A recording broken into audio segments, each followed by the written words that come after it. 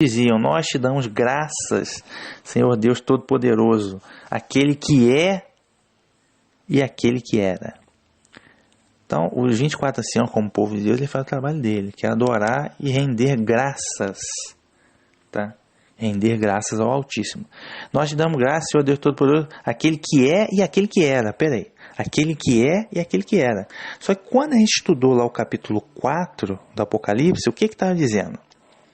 Deus Todo-Poderoso é aquele que era, que é e que há de vir. Aquele que é, que era e que há de vir. Ele estava anunciando lá, há de vir. Aqui não, aqui ele já está anunciando o seguinte, com o 7º troque da trombeta, por isso que eu estou dizendo, ele está anunciando a 7ª trombeta. Isso não aconteceu ainda. Ele diz aqui que o Senhor Deus Todo-Poderoso é aquele que é e que era. O há de vir não aparece mais aqui. Por quê? Porque com a 7ª trombeta, o Eterno há de vir. Para quê? Para julgar nações, acabar com o sistema, instituir o reino de 1000 anos. Aí vai ter o arrebatamento, a primeira ressurreição, essa coisa toda. Tá? Então, aquele que é que era o há de vir já não vai existir mais. 7ª trombeta é o momento, cara. Então, como diz Jesus, vai voltar. Só que Jesus, que se chama Jesus, Yahusha, é o Messias, é o Filho unigênito do Senhor Deus Todo-Poderoso. Então, o Senhor Deus Todo-Poderoso ninguém jamais viu, que ele habita na luz inacessível. Moisés e tal viu a glória dele. Ok? Então, Moisés estava sempre na presença dele, como quem conversa face a face. Agora, ninguém viu o Eterno. Nenhum homem viu nem pode ver, Paulo diz, habita na luz inacessível. Então, quando Deus vem através da Rua HaKodesh, o Espírito do Santo, ok? No seu Filho unigênito, o Messias, e nos seus santos anjos, ok? No Messias vem com os seus santos anjos para acabar com tudo, vamos dizer assim, para acabar com tudo. Tá? Porque quando Moisés, Deus visitou seu povo, mas ninguém nunca viu Deus, ok? O que acontece é que Deus visitou seu povo quando mandou Moisés e Arão para libertar o povo. Ninguém viu Deus, mas Moisés e Arão eram os enviados dele. Okay? Quando o Messias veio, Deus visitou seu povo, mandou o Messias, seu filho, para promover a expiação dos pecados. Então, nesse momento que recebe a trombeta, Deus virá, o Eterno virá, mas através do seu Filho e dos santos anjos, né? Direcionados pela Rua, que é o Espírito, ok? Espírito do Santo. Entendeu o que quer dizer isso aqui? Então, aquele que é, que era, o que há de vir, não aparece mais aqui. Por isso que eu digo, isso é um evento futuro, tá? Continuando aqui, eles estão dizendo, 24 assim, ó, que assumiste o teu grande poder e passaste a reinar. As nações tinham se enfurecido, mas chegou a tua ira e o tempo de julgar os mortos. Aí, voltando em verso 17, porque assumiste o teu grande poder e passaste a reinar. Aí eu lembro lá do profeta Daniel capítulo 2, que tem aquela estátua e vem aquela pedra, bate no pé da estátua e acaba com tudo, destrói tudo. E aquela pedra vira um grande monte. Foi no reino de Deus, né? Cujo rei é o Messias, a pedra de tropeço. Então, a estrutura mundial de poder que a gente conhece hoje vai ser completamente destruída. E tem que ser. Tá? Então, o que a gente viu aqui na Revolução Francesa, aqui nesse episódio, aqui, isso aqui é só uma palhinha do que vai acontecer. Porque ninguém brinca com o Eterno, meu irmão. Ninguém brinca. Eles vão pagar o que eles estão fazendo. Ok?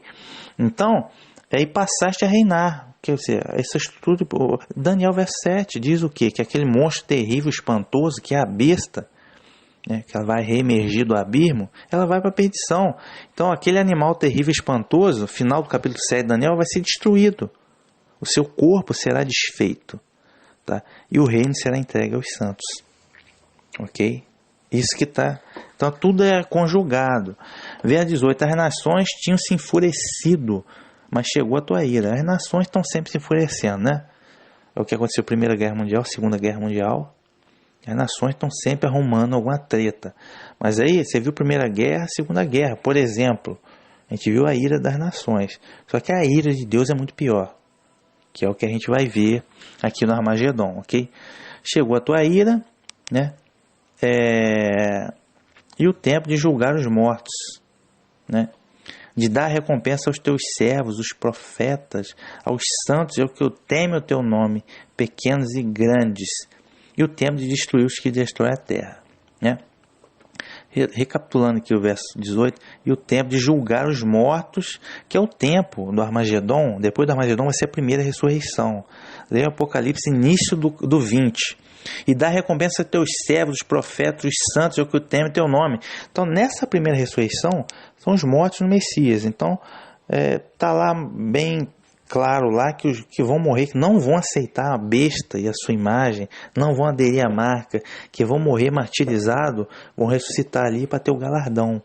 Tá? Aí cita aqui também que já é o tempo de dar recompensa aos profetas, né? Os apóstolos também, morreram martirizados. A primeira ressurreição, ressuscitar com o corpo glorificado e arrebatamento, ok? É o que tem para eles, é o de melhor.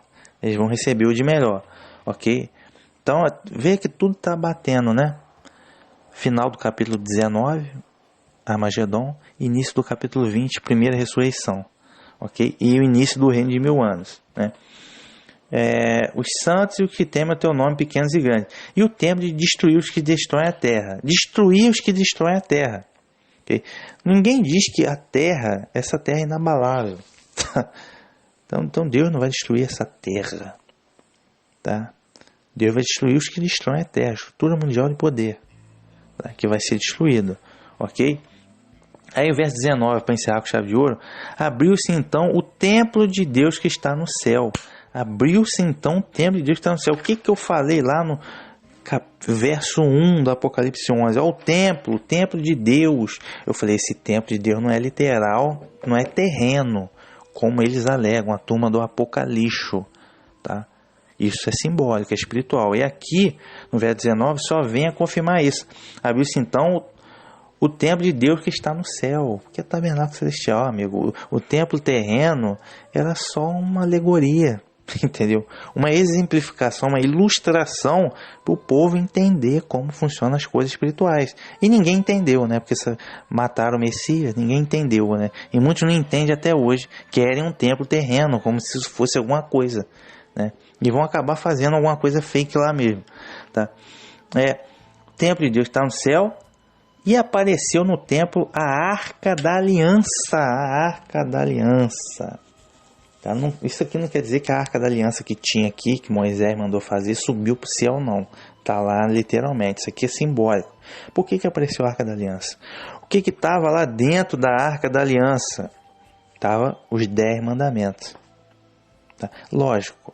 Aí eu não vou entrar nesse mérito dos antinomias. Salvação vem pela fé nos méritos do Messias. Mas isso não anula a lei, isso confirma a lei. Ok? Então, se você está em espírito e verdade, se você é um discípulo verdadeiro do Messias, você está vivendo espiritualmente, você vai andar de acordo com os mandamentos, amigo, e ter uma vida piedosa. Eu duvido que você é um discípulo do Messias que viola sistematicamente todos os mandamentos, preceitos, estatutos. Isso aí não existe. Então, o que tinha dentro da Arca da Aliança? Os 10 mandamentos. Tá? Por que a Arca da Aliança? Porque o Eterno firmou uma aliança com a casa de Israel. E deu para eles os mandamentos, para eles seguirem aquilo ali. Okay? Palavra de Deus. Tá? E eu te pergunto hoje, por que apareceu a Arca da Aliança? Tá? A Arca da Aliança, aí, com os 10 mandamentos dentro, significa o quê? Palavra de Deus. Palavra, comprometimento com a palavra de Deus. Aí eu te pergunto, hoje, dá uma olhadinha aí fora no mundo. Dá uma olhadinha na tua cidade, no teu bairro, na tua rua, no teu país. Dá uma olhadinha e ver se está sendo cumprida a palavra de Deus. Se as pessoas estão cumprindo a palavra de Deus, né? Porque o que acontece? A Arca da Aliança estava escrito lá dentro, né? Não cometer adultério. Você está vendo algum adúltero aí? Tá, né? Tá dizendo para não matar. Você está vendo algum assassino por aí? Tá, né? Tá dizendo para não levantar falso testemunho. Você está vendo alguma mentira aí nesse mundo? Tá, muita coisa, né? Tá dizendo para não ter outros deuses. Você está vendo aí quanta religião, quanta idolatria você está vendo? Tá, né? Pois é. Tá dizendo para não fazer imagem de escultura religiosa. Mas você está vendo alguma imagem de escultura religiosa aí? Tá, né? Pois é, rapaz. Pois é, né? Tá dizendo para não cobiçar as coisas alheias. Mas você está vendo gente roubando as coisas dos outros? Tá, né? Ladrão pra caramba, né? Tá dizendo para não roubar. Mas você está vendo ladrão por aí? Tá, muito, né? Pois é, meu amigo. Pois é. Pois é. Você acha que aqueles 10 mandamentos e vários outros não estão valendo? Né? Não estão valendo, que isso aí está valendo, tá? A palavra de Deus está valendo, meu amigo. Então, conforme você pode ver, né, o comportamento do mundo hoje não está de acordo com o que está ali dentro da Arca da Aliança, né? Então, ou seja, aí o couro vai comer juízo e destruição dos ímpios. Quer você queira, quer você não queira, você vai ser julgado pela palavra de Deus. Okay? Quem se empenhar em desenvolver a fé salvífica no Messias, consequentemente vai andar de acordo com os mandamentos e vai ser salvo pela fé. Agora, e o mundo ímpio aí, né, vai ser julgado pela palavra e o negócio vai complicar. Okay?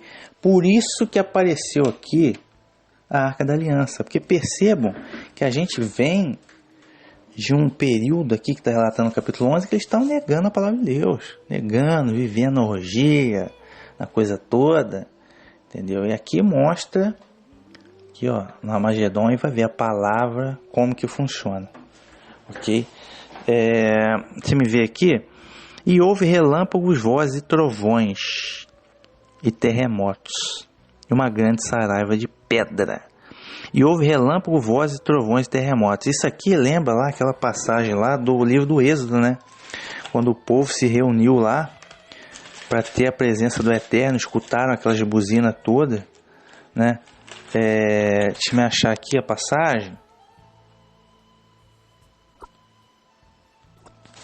Então aqui no Êxodo 19, né? Quando o povo estava se juntando ao redor do monte, né? Verso 16, capítulo 19 a 16, né? Aconteceu que ao terceiro dia, ao amanhecer, houve trovões e relâmpagos, que indicam que é a presença do Eterno. A presença do Eterno foi no monte, o monte fumegava, significa a presença do Eterno. Então, nesse momento aí, a coisa vai esquentar, né? Depois do Armagedon, aí para entrar o reino de 1000 anos, aí ver efetivamente a presença do Eterno, a Arca da Aliança, a palavra. Tá? Então, durante os 1000 anos, não vai ter esse negócio de idolatria, falsa adoração, Satanás vai estar trancado, que vai valer a palavra de Deus, acabou, vai acabar a farra, os ímpios vão ser aniquilados. Okay? Por isso que ele cita aqui a Arca da Aliança, e ele cita também relâmpagos, vozes e trovões, né? Que significa o quê? O que aconteceu lá em Êxodo 19 e 20, né? É o que? A presença do Eterno no meio do povo, e a palavra do Eterno valendo. Ok?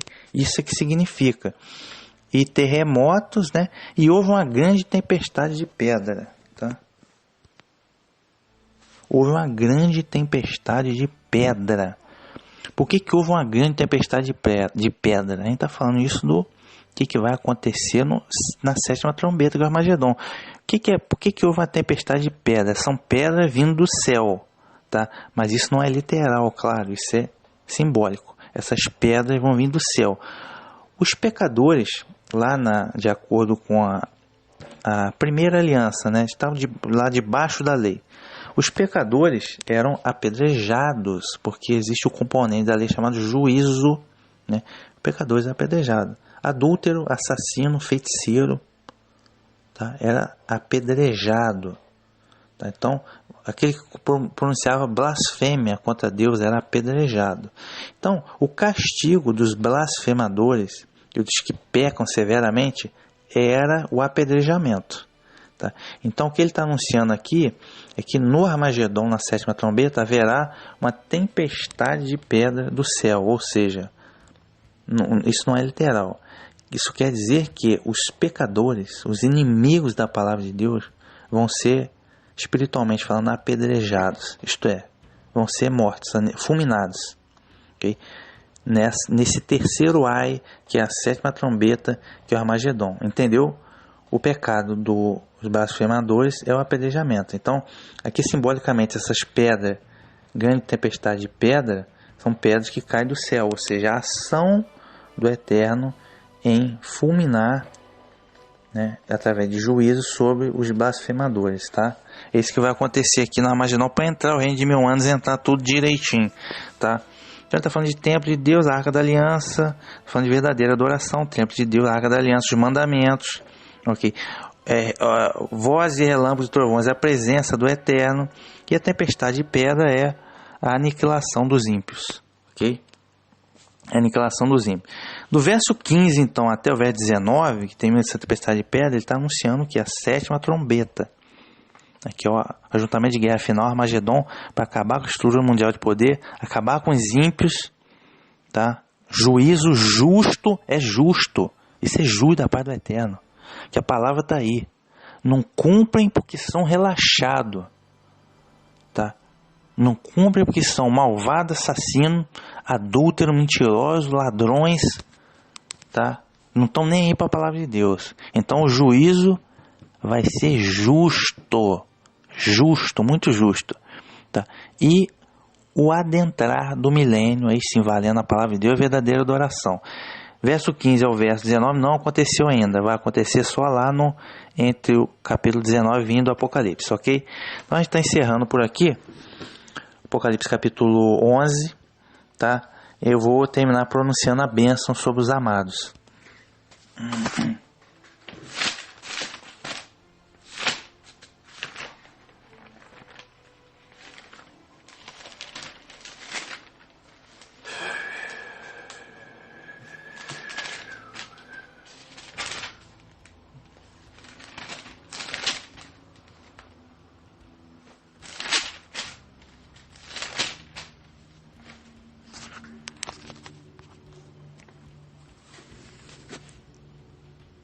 Essa é a bênção, né?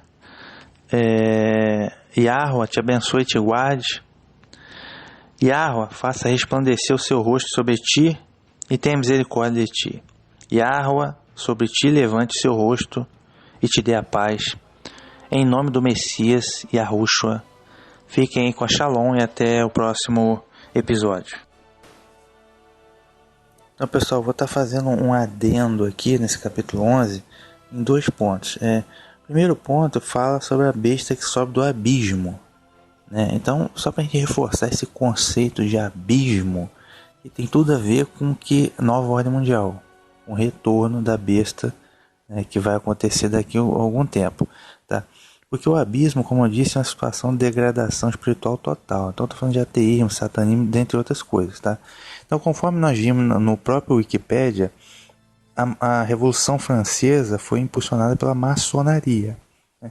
Os ideais iluministas, né? O culto à razão, o racionalismo, né? E que culminou no ateísmo, tá? A negação total da Bíblia e da existência de Deus. Ok? Só que antes disso, já no ano 1500, já havia os pensadores humanistas, né? Os pensadores humanistas, né? Os maçons especulativos, que ajudaram inclusive a impulsionar a reforma protestante, como o caso da Sociedade Rosa Cruz. Ok?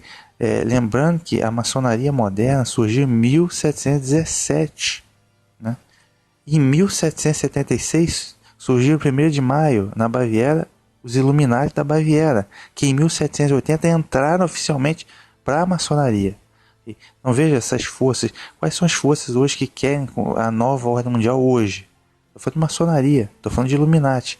E também cabe lembrar do sionismo político, a sinagoga de Satanás. O que une essa gente toda? É o cabalismo. Aí a gente volta lá para o século XII, da Idade Média, do que cavaleiros templários. O que eles estavam buscando o Santo Grau? O que eles se empenhavam nas cruzadas para Jerusalém? Porque eles queriam a exclusividade no segredo da cabala. Aí entra o cabalismo. Tá? Então, o que une todas essas forças do abismo, o cabalismo é que une tudo, a cabala.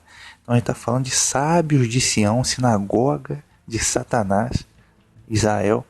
Estou falando dos antigos cavaleiros templários que foram para a Escócia e ressurgiram como os maçons especulativos, século XVI, com o humanismo.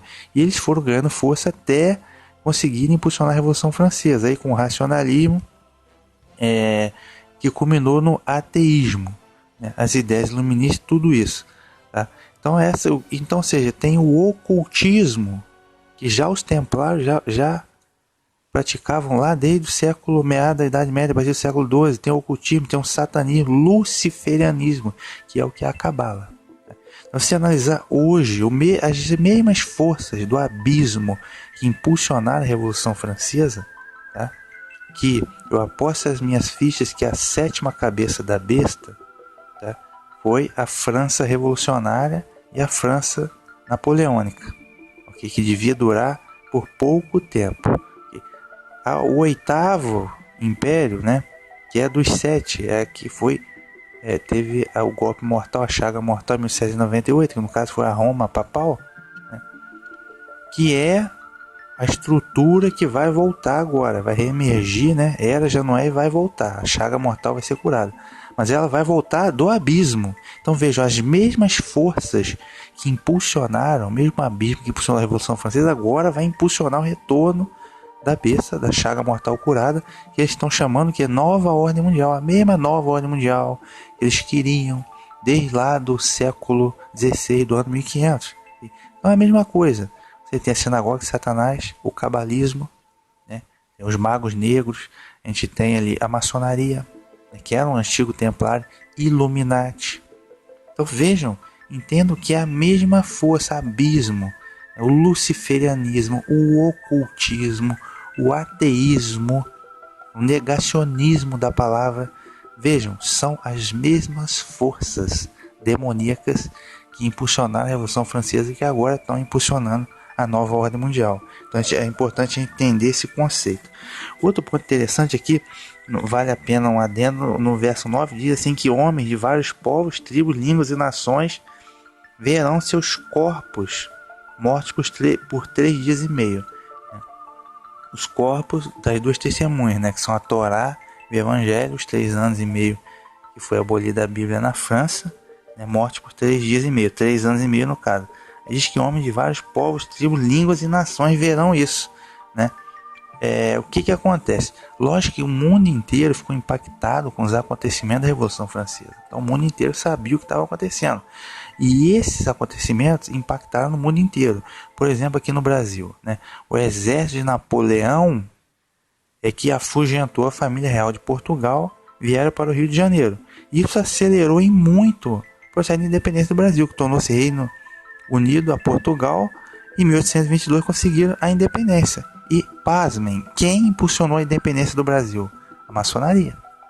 Em 1889 veio o que? A República. Ora, a República foi instituída quando? Onde? Na Revolução Francesa. E quem instituiu a República no Brasil foram os maçons, né? Que na verdade deram o golpe. Então entenda, são as mesmas forças do abismo. Então, pela Revolução Francesa, o que impactou na Espanha, consequentemente, as colônias, né, espanholas na América iniciaram seu processo de independência. As colônias francesas começaram a se revoltar também, por causa da Revolução Haitiana. Então percebam que a Inglaterra tornou-se a maior potência do mundo, que a França enfraqueceu. Então percebam que o acontecimento da Revolução Francesa teve impactos em várias partes do mundo. Então todo mundo sabia o que estava acontecendo lá. Okay? Uma outra possível interpretação também para essa última parte do verso 9 diz assim, ó, e não permitirão que seus corpos sejam postos no sepulcro. Ou seja, não permitiram que enterrasse a Bíblia, né, no esquecimento. Por quê? Porque a Revolução Francesa provocou objeções, surgiram inimigos, né, nações inimigas. Então o próprio Criador, o Altíssimo, ele mesmo levanta a oposição, de forma que eles mesmos se degladeiam entre si. Né? Então várias nações fizeram coalizões para combater a França. E houveram até rebeliões internas. Então aquele grupo que queria instituir lá o racionalismo para substituir o cristianismo, depois o ateísmo, tiveram várias oposições. Ok? Então não permitiram que a Bíblia caia no esquecimento, porque houveram muita oposição também à revolução, os ideais, né, da revolução, né, de modo que a Bíblia não caiu no esquecimento. Isso também é uma possível interpretação, ok? Então esse aí foi o meu adendo.